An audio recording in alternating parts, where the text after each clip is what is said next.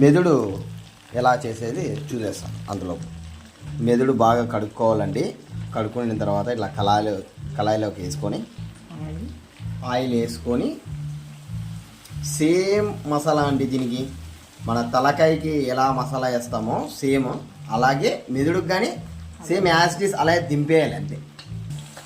తర్వాత పసుపు ఉప్పు వేసుకోవాలి ఆయిల్లో. తర్వాత ఆయిల్ బాగా మగ్గాలండి.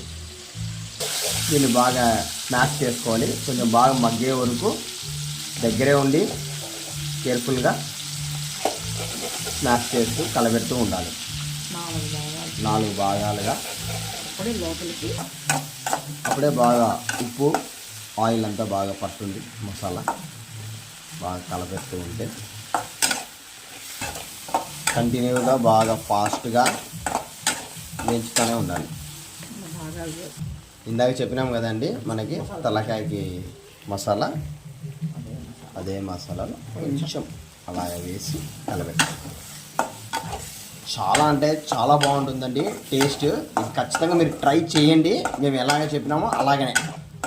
మరి మీరు సొంతంగా ఏం కలుపుకోవద్దండి మసాలాలు. ఇలాగా బాగా వేయించుతూ ఉంటే మసాలా వాసన పోయే వరకు వేయించుతూనే ఉండాలి కంటిన్యూగా. దాంట్లోకి కొంచెం టమాటా వేయాలి, టమాటా ముక్కలు ఒక పీసెస్.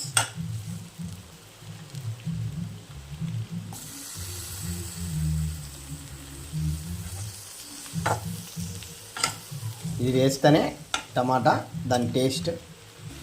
బాగా స్మాష్ చేసి టమాటాలు కలబెట్టాలి.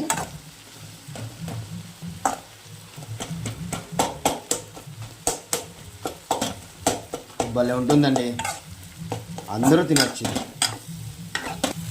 బాగా స్మాష్ చేసుకున్న తర్వాత ఒక టీ గ్లాస్ అన్ని వాటర్ వేసి బాగా ఉడికించాలి. వాటర్ వేస్తేనే మనకి ఆ మసాలా వాసన అనేది రాదండి. దగ్గరికి అయిపోయిందండి. ఇది ఇంకా దగ్గరికి వచ్చింది. లాస్ట్ ఒక 2 మినిట్స్కి కంప్లీట్ అయిపోతుంది. ఈ వాటర్ అంతా దగ్గరికి వచ్చేసింది.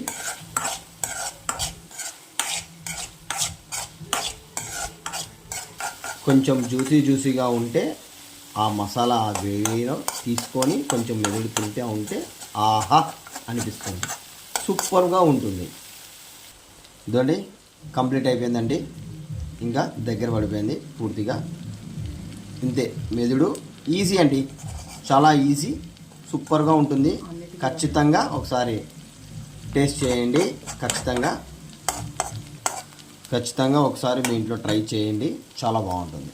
టేస్ట్ చేసి కామెంట్లో చెప్పండి.